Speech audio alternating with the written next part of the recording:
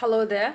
Thank you to the American Center Maldives for inviting me, and thank you to everyone involved in bringing together this initiative, and thank you for this opportunity.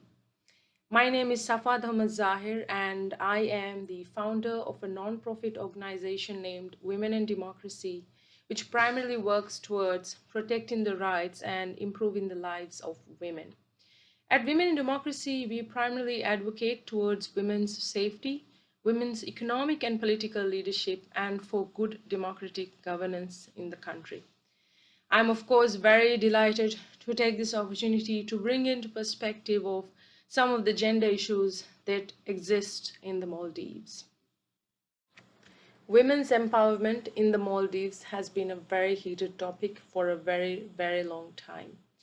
Maldives ranks at 106 out of 144 countries in the world in the 2017's Global Gender Gap Report.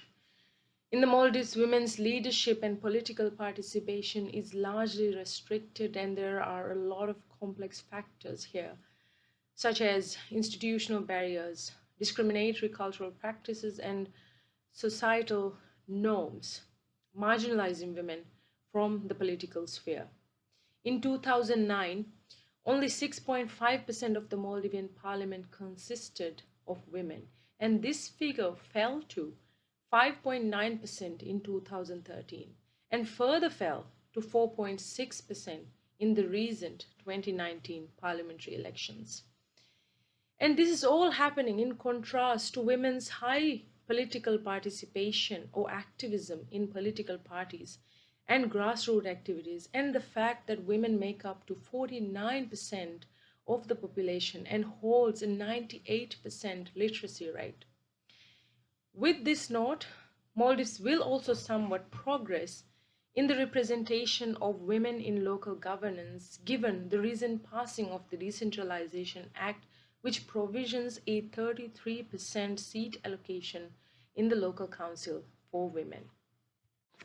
Women continue to take the burden of childcare and domestic chores, making it difficult for women to engage in economic activities in par with men.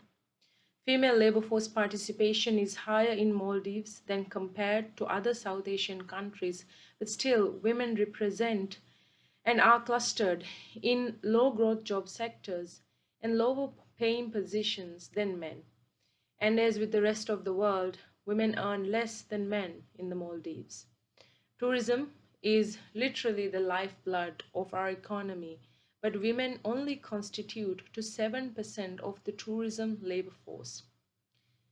Women's entrepreneurship is generally underdeveloped in the Maldives, and there is a huge invisibility of women's important contribution to key sectors such as tourism, fisheries, and general trading.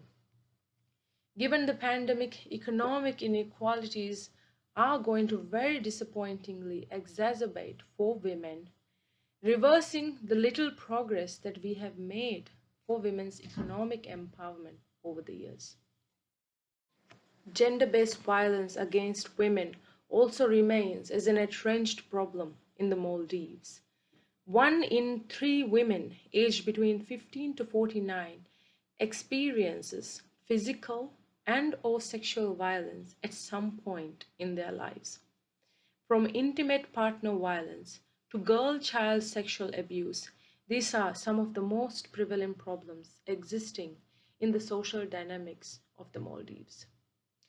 There is a great need to invest in improved and increased infrastructure on survivor support for cases of gender-based violence and domestic violence.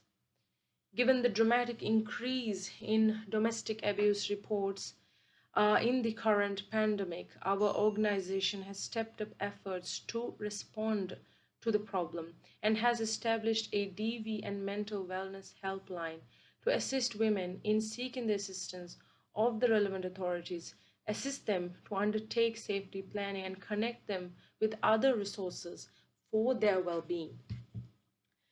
I would also like to take this opportunity to highlight the important and hard work of the Women Development Committees of the Maldives. They are an important platform for women to enter into politics and to participate in the decision-making process at atoll and national level. But there are many barriers which limit WDCs to perform in their fullest potential and in fulfilling their mandate. Indeed, we can only achieve true decentralization by empowering our women development committees. I would like to once again thank American Center for your continued commitment to gender equality in the Maldives. Even so of the dire situation of women, I know for sure that together we will achieve the true meaning of women's empowerment and unleash women's talents and powers in all aspects of life. Thank you once again for this opportunity, and I hope this helps in understanding the dire situation in our country.